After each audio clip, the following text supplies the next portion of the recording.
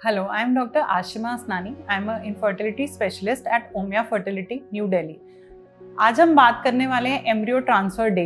ये सबसे important day माना जाता है एक आईवीएफ साइकिल का। बहुत दिन के इंजेक्शन लगाने के बाद आप इस दिन तक पहुंचे हैं। बहुत पेशेंस से, बहुत मेहनत करके हम इस दिन पे आए हैं जब हमारा एम्ब्रियो ट्रांसफर होने वाला है।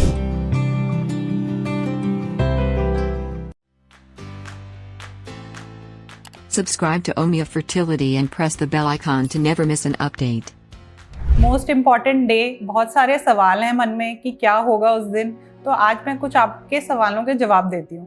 आप जिस दिन एम्ब्रियो ट्रांसफर के दिन आएंगे, डॉक्टर आपको एक टाइम देंगे, उस समय पे आपको पहुँचना है। Try to be on time. दूसरी बात, अपनी जो मॉर्निंग की मेडिकेशंस का डोज है वो ज़रूर लेके आएँ। अच्छे से नहा धो के कोई परफ्यूम या कोई कॉस्मेटिक या नेल पेंट मत लगाएं। क्या प्रोसीजर होगा, आपको ऑपरेशन थिएटर के अंदर लिया जाएगा।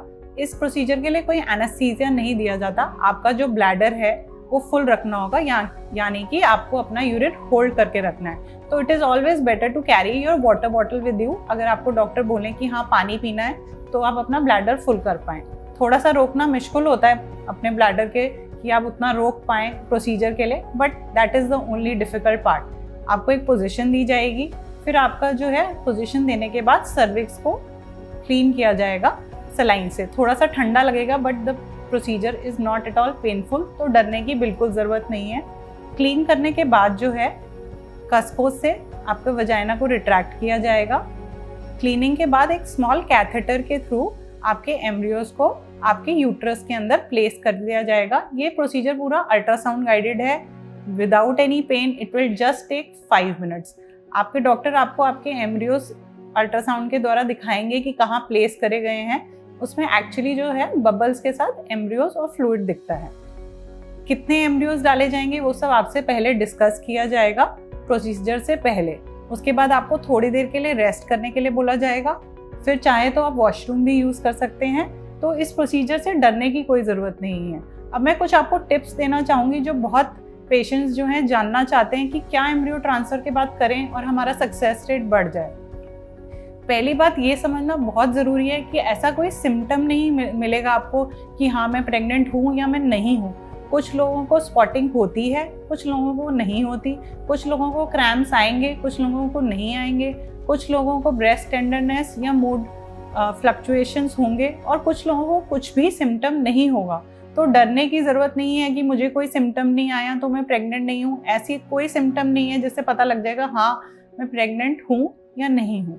तो कुछ टिप्स जो हैं जो ज़रूरी हैं, पहला जो टिप मैं दूंगी वो है टेक इट ईजी।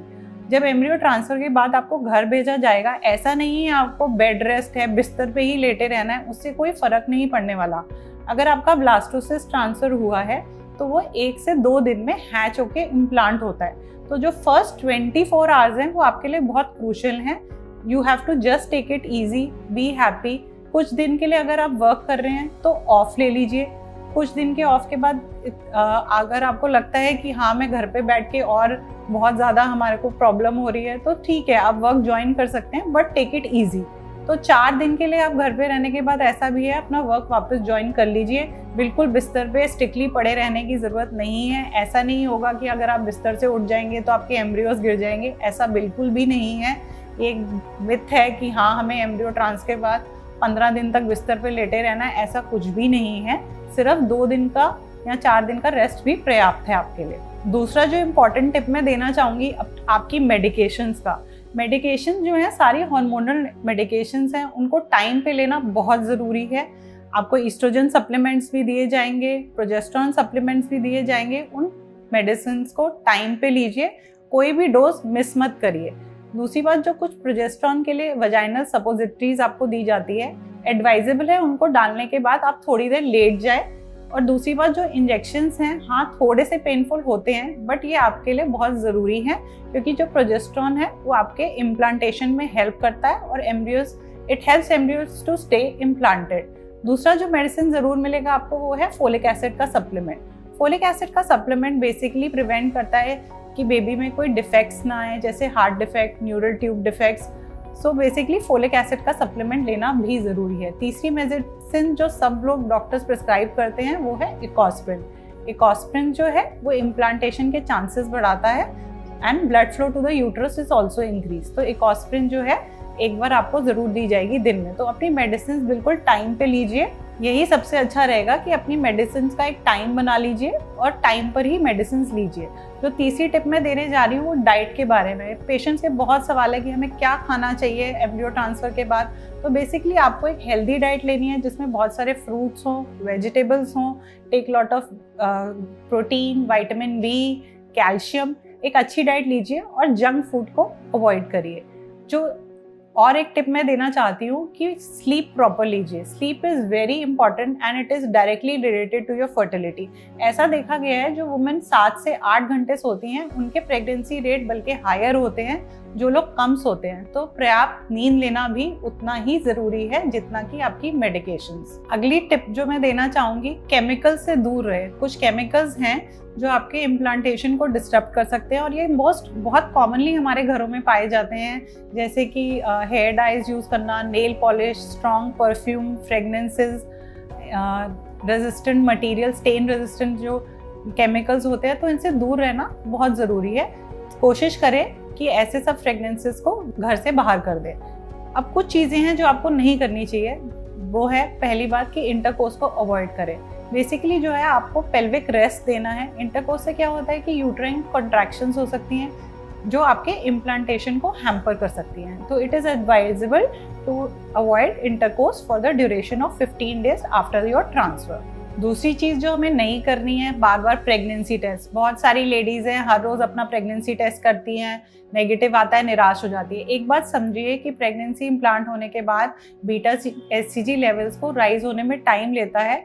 तो एटलीस्ट 14 डेज के बाद जो है अपना टेस्ट करके देखिए। वो भी ब्लड लेवल्स होते हैं बीटा HCG जो एक ब्लड सैंपल से होता है और वो बहुत ही एक्यूरेट टेस्ट है जो बता सकता है कि आप प्रेग्नेंट हैं कि नहीं है। तो ये बार बार यूरिन के प्रेगनेंसी टेस्ट करने से कोई फ़ायदा नहीं है, बल्कि आपको निराशा ही होगी। बहुत सारे पेशेंट्स हैं जो बार बार अपना प्रेगनेंसी टेस्ट करते हैं और ज़्यादा टेंशन में आ जाते हैं। तो हम है कुछ चीज़ बदल नहीं सकते, तो बेटर है कि हम ब्लड टेस्ट करा के कंफर्म टेस्ट करें और टेंशन ना लें। और मैं कहना चाहूँगी कि बेटर है आप कोई विग्रस एक्सरसाइज मत करिए। विग्रस एक्सरसाइज करने से क्या होता है कि आपकी बॉडी का टेम्परेचर इंक्रीज होता है। तो एडवाइजेबल है इन 15 दिनों के लिए stay relaxed. You can take light walks, that is not a problem, but vigorous exercise आपको नहीं करनी है। हीट अवॉइड करनी है। सोना बाथ जो है, हॉट टब्स हैं, ये भी आपकी बॉडी का टेम्परेचर बढ़ाते हैं, इसलिए हमें कोई भी हीट की चीज़ से दूर रहना है। कुछ सिम्टम्स है जो आपको इग्नोर नहीं करने चाहिए। कुछ PCOS के पेशेंट हैं जिनको हाइपरस्टिमुलेशन हो सकता है, तो एब्डोमिनल पेन है, कोई ब्लोटिंग है, ब्रीदिंग में प्रॉब्लम है, कुछ ऐसे सिम्टम्स हैं तो अपने डॉक्टर को ज़रूर कंसल्ट करें। ये मैंने आपको कुछ टिप्स दी जो आपको कुछ मदद कर पाएंगी आपके एम्ब्रियो ट्रांसफ़र के बाद, शायद आपका थोड़ा सा टेंशन कम कर पाए। पर अगर आपकी कुछ और क्वेरीज हैं तो आप हमको कमेंट बॉक्स में डाल सकते हैं या फिर आप ओमिया फर्टिलिटी पे विजिट कर सकते हैं। Thank you.